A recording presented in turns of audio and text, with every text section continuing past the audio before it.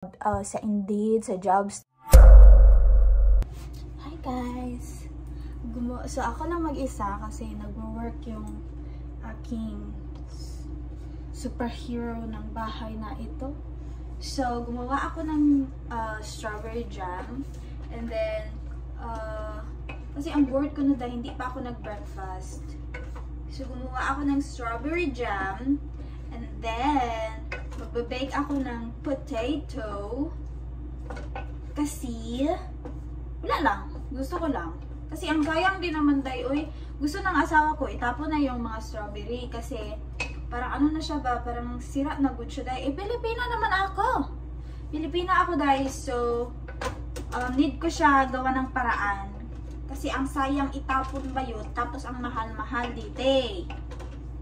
So, ayan na yung aking strawberry jam. I don't know if you can see it. Here it is. Ta-da! It's my first time to make a strawberry jam actually, but not bad. I mean, wala akong tinitingnan. Mekos-mekos lang ito, day. Mekos-mekos lang. Gimekos-mekos ko lang to. Kasi, wala, gusto ko lang siya. Tapos mamaya, gagawa din ako ng, ito, is-smash ko siya. Tapos, i-bake ko siya sa oven. Kasi, ang dami namin binili na potato dye. Enough na ito. Okay na ito. So, ayan. Ang aking strawberry jam. I think okay naman siya. Oh my God, ang sarap! Tapos, binalik din. Diba? Bubo.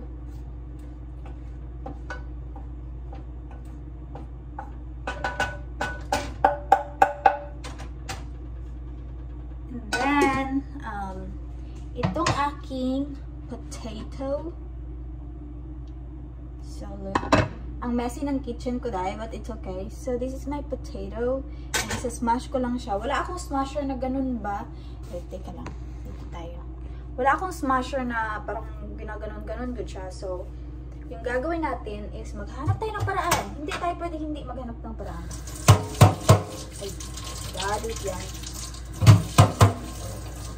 So, ito yung gagamitin kong smasher. Ay, itong tinidor. Itong tinidor at saka parang ito lang siya. Tapos, i-smash ko lang siya into bowl or something. Parang ganun. Pero syempre, dito tayo gagawa. B. So, see, parang ganun siya ba? Ay, hindi man ito makasya. Uy. Paraan na this. Kasi, sayang yung mga ano day. Sayang yung mga pagkain dito. Tinatapon-tapon lang. Putang ina, sa Pilipinas, ang dami nagugutom. Tapos dito, itatapon-tapon lang. No.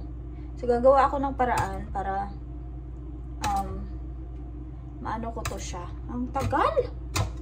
Wait, pugasan muna natin to. Sino ba yun? Nagpipink yung aking luwag. Lagi atay. Tingnan nyo day. Nakulira. Bakit man ikaw nag-pink, uy? Pero okay lang yan. It's okay. I-join ko muna siguro ito, uy. Diba? Magluto magani ko sa Pilipinas. Magluto magani ko sa Pilipinas dahil nga dili kumpleto. Anik-anik diri doon nga na oven na ay putang ina. Na oven na ay na diri bayot na diri tanan. Ang imuha na lang ko anong diri ang saan nimo pagbuhat sa imong gusto nga buhaton.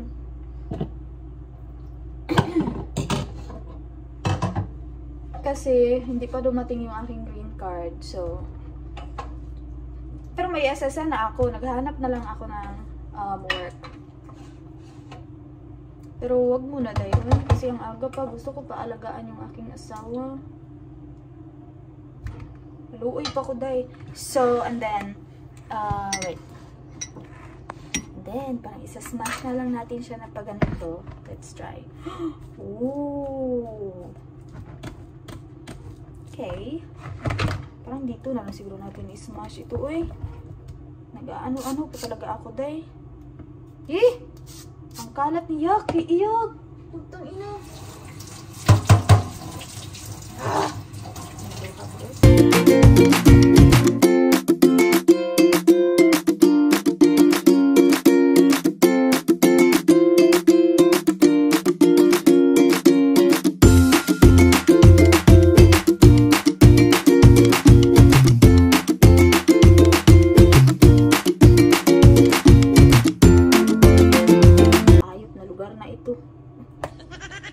Joke lang. Hindi to'y hayop dahil kasi dito ako titira. Dito na tayo titira, be. Sigurado na talaga to. Sure na talaga. Para akong, alam nyo ba guys, parang nanaginip pa lang ako. Parang nananaginip pa rin ako. Ang hirap kasi mag-Tagalog guys. Parang nananaginip pa rin ako dahil kasi hindi ako makapaniwala na nandito na ako sa first world country. Nandito na ako sa USA. Pero alam niyo ba yung buhay dito dahil hindi siya madali, as in. Akala nyo lang yun na madali. Ay my God! Nasa US na siya. Ganito, ganyan. Parang naiinit eh. Bari natin. Kasi nasa kitchen ako. Most of the time, pag nasa kitchen, mainit talaga siya dahil. Tingnan nyo naman yung short ko.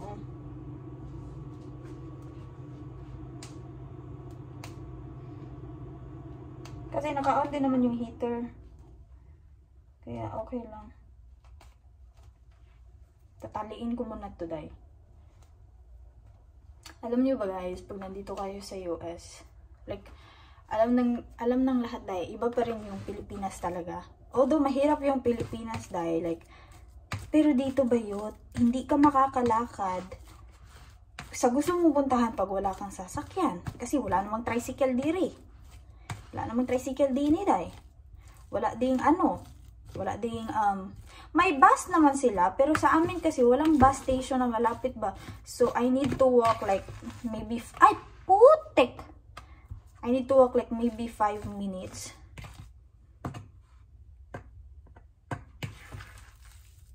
Ayan na. Ayan na siya day. At kay kainit. So, kailangan ko maglakad ng 5 minutes away from the apartment. Tapos, day, ang lamig ba yun? Hindi talaga makayanan ng powers ko, day. Sorry na talaga. Pero hindi makayanan ng powers ko. As in. Look. Wow! Ayan, ang daming potato. Tapos, lalagyan natin siya ng milk. Tapos, lalagyan siya natin ng butter. Wait na.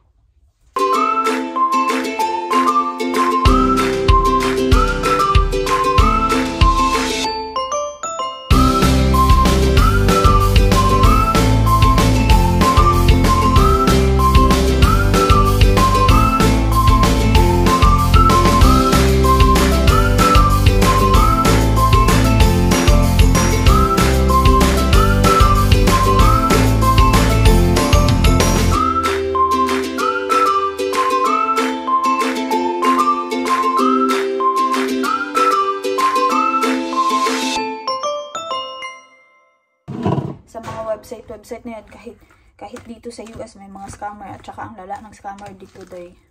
Kasi yung mga scammer dito is very professional, my God. Sabi ko sa asawa ko, umiyak ako dahil, tumawag ko sa asawa ko, baby, paano na to, ganito, ganyan, kasi hiningi nila yung anday, hiningi nila yung address ba, tapos binigay ko din, putang ina, binigay ko ba, tapos yung nasa isip ko, baka may ipapadala sila, tapos dito babayaran, ganito, ganyan. Naku, Diyos ko Lord, patay na talaga ako, day. Wala na talaga. Ending na talaga, magiging history talaga ang buhay natin dito, day. Look! Oh, sarap naman, putik.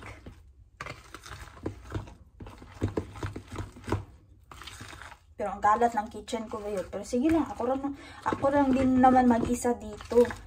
So, ipe-preheat ko yung yung oven. Wait muna. Lagyan muna natin lagyan muna natin ng asukal. Hindi ko alam kung anong ginawa ko sa buhay ko dahil hindi ko din alam kung anong experiment kong ginawa ko. Pero, sige lang. Sige lang, kaya nang ito. Kaya to. So, ito yung sugar. Lagyan natin siya ng sugar. Parang masarap siya.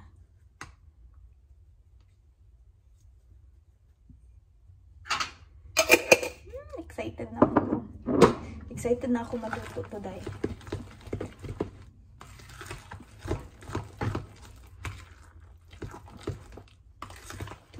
Lagyan natin ng milk. Ang board dito, dahil. Pag nasa Amerika kayo ba yun, maghanap kayo ng mga friends. Sana may mga friends kayo na malapit sa inyo, no? Kasi sa akin, dahil wala akong friends na malapit sa akin. Okay. Ang layo ng mga friends ko, dahil. So, wala akong friends na malapit lang sa kung saan ako nakatira. Kung saan kami nakatira, dahil. Wala ba yun? Uy, ang sarap naman itong aking ginawa pa yun. Uy. Open. Tingnan naman. Oh.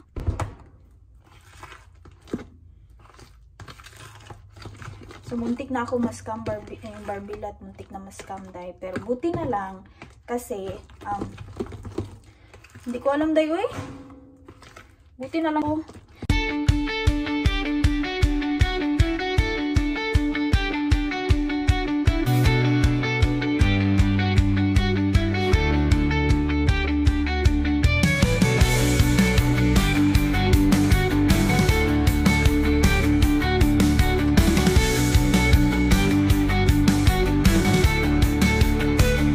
So, nag-preheat pa yung oven, pero yung timer niya is 40 minutes, tapos nakabake siya sa 350 degrees, and ayan siya. So, mag-wait lang tayo ng 40 minutes.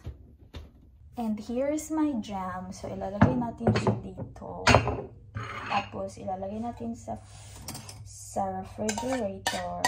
Hindi ko alam kung tama ba itong pag ano ko ng jam, pero sana ganito siya.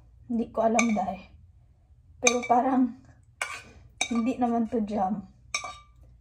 Pero lasang jam naman siya. Pero ito na yan.